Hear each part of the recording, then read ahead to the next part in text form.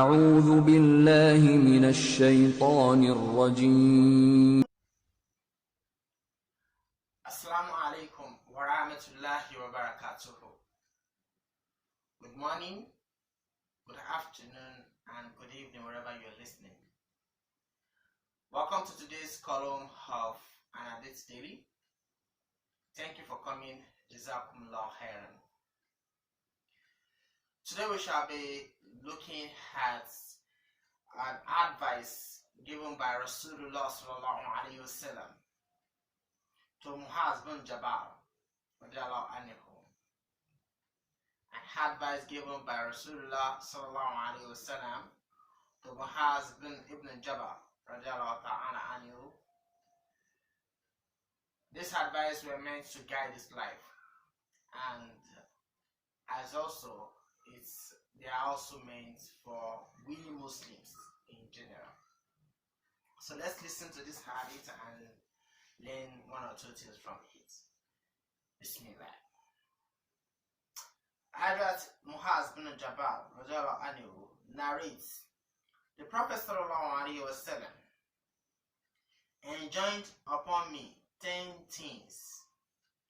Enjoined upon me 10 things, which are: do not ascribe anything as partner to Allah. Do not ascribe anything as partner to Allah. Even though you are about to be slain or burnt alive.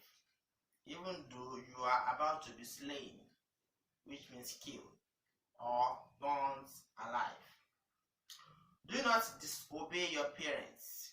Do not disobey your parents, even though you may have to part with your wife or your entire wealth. Do not disobey your parents, even though you are about to part with your wife or your entire wealth. Do not neglect Farida Salats. Do not neglect Farida Salats intentionally, because Allah is free of obligation to a person who neglects Farida Salats. Farida Salat means compulsory salats. Do not neglect compulsory salats for any except intentionally. Do not neglect compulsory salats intentionally, because Allah is free from obligation to a person who neglects compulsory salats intentionally. Do not take wine. Do not take wine. Wine here means alcoholic wine. Do not take wine,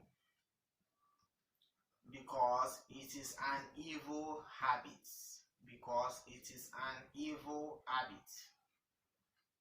That is the root of every vices. It is the root of every vices. Do not commit disobedience to Allah. Do not be disobedient to Allah, for this brings the wrath of Allah unto you. Do not be disobedient to Allah, because this may bring the wrath of Allah unto you. Do not turn your back to the enemy in the battle. Do not turn your back to the enemy in the battle. Do not run away from the enemy in the battle. Even though all your comrades may have fallen, even if all the people you are fighting with are all dead, do not run away. Do not fly from the locality where an epidemic has broken out. Do not fly, do not run away from a locality where an epidemic has broken out. Do spend on your family. Do spend on your family members according to your capacity. Do spend on your family members according to your capacity. Let your rod be hanging on them as a warning, and to chastise them against neglect of their duties. towards Allah. Let your rod be hanging on them as a warning, and to chastise them against neglect of their duties towards Allah. According to this hadith, we should not spare the rod in checking the children. We should not spare the rod in checking the children. That's from the last statement. We should not spare the rod in checking the children from becoming reckless in doing anything they like. We should not spare the rod in checking the children from becoming reckless in doing anything they like. Sometimes it is necessary to use the rod. It is necessary at times to use the rod on the children to correct them against doing what is wrong. It is a pity that out of love, we do not use the rod in the beginning. Out of love, because we love our children, we refuse to use the rod on them in the beginning. And when the children get spoiled, we cry. When the children get spoiled, we cry and complain about them. To spare the rod and to spoil the child, to spoil the child is not a kindness act at all. Sparing the rod and then spoiling the child is not a kindness act towards them. Or who would like to save his child from surgical operation under the advice of a doctor because he feels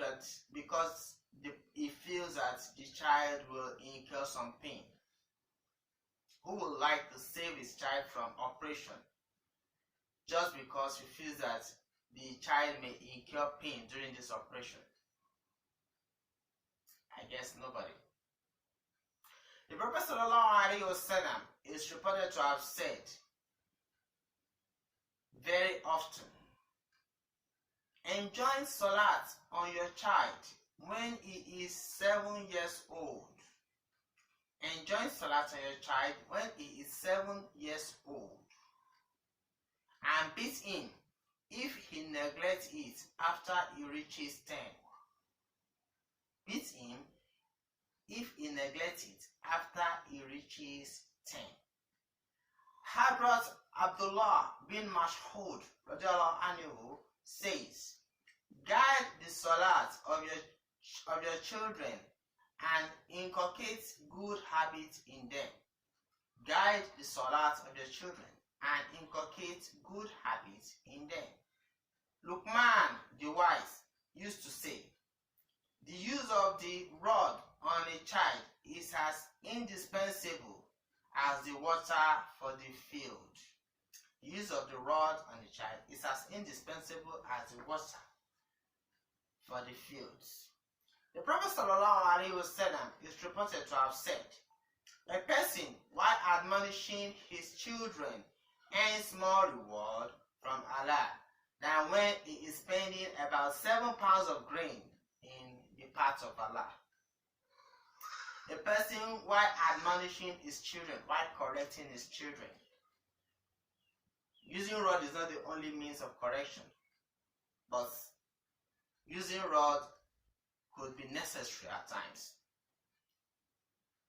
It doesn't mean you are punishing the children. It doesn't mean you are being wicked to the children, to your children.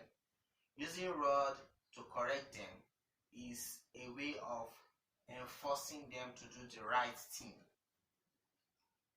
which we lack mostly in our society today. So, Prophet Rosulullah is reported to have said, a person, while admonishing his children, when correcting his children, earns more reward from Allah than when he is spending about 7 pounds of grain in the path of Allah. In another hadith, the Prophet ﷺ has said, may Allah bless a person who keeps a lash hanging, who keeps a rod hanging in his house for the admonition of his household, who keeps a rod hanging in his house for the correction of his children. On another occasion, the prophet said, no father can bestow anything better on his children than to teach them good manners. No father can bestow anything better on his children than to teach them good manners. A society where there is no good manners, there will be chaos, there will be insecurity, because the children you refuse to teach will turn to whatever they like. They will surely learn something. Children will definitely learn something. It's either they learn the good manners from you, or they learn the bad manner from their peer groups who were already bad. And if you did not teach them, it means that for everything they are doing, you will receive part of the reward. Because if you refuse to teach a child, and the child does anything bad, the child turns out to become something worse, it is you that you will be asked to explain about it. So that's why the prophet says that it is better for you to use rod on your children to correct them in the right manner than to leave them thinking that you want to spare them. And a question was asked in the hadith, who will prefer to neglect, to prevent his child from going through an operation just because of the pain? What this question is trying to tell us is that the pain should not be considered in correcting the child to do the right thing. The right thing is the most important thing that your child should learn. The pain is for a minimal period. You beat a child in the next 2 minutes, 3 minutes, 5 minutes, 1 hour, he has forgotten that he was beaten. But the lesson which you corrected the child, or which you put on the child's memory, will remain there for life. This is not the only part of the hadith we read today, but it is one of the most important. It is a very important part of it. So a lot of things were said in this hadith. We should not enjoy any other thing with Allah. We should not ascribe any other thing with Allah. We should say our salats at the right time. We should be kind to our family members. We should be obedient to our parents. And all other one is which Rosulullah Salalahu has given to Muaz bin Jabal. Please let us take this advice very important in order to have a good life as Muslims and in order to meet our Lord in the right manner. There are a lot of things that Muslims do today that they see as they don't care about other things. They believe when you are praying, when you are fasting, when you are paying zakah, when you're going to Hajj, that you've completed your Islam. But no, there are a lot of things that a Muslim is expected to do, and this have been read today in hadiths narrated by Muaz bin Jabal as the advice given to him by Rasulullah Sallallahu. Let's emulate this, and Allah will guide us in the right direction. Thanks for listening to today's column. Jazakumullah khairan. I'm really happy to have you here. Please kindly share this video and send it to others who are not on this channel. Subscribe to the channel so that you can receive the videos whenever it is being released. Share it. It's a form of Sadaqah to Jariya, and like the video. It's a form of helping the channel. Thank you once again. Assalamu alaikum wa rahmatullahi wa barakatuh. Ma salam.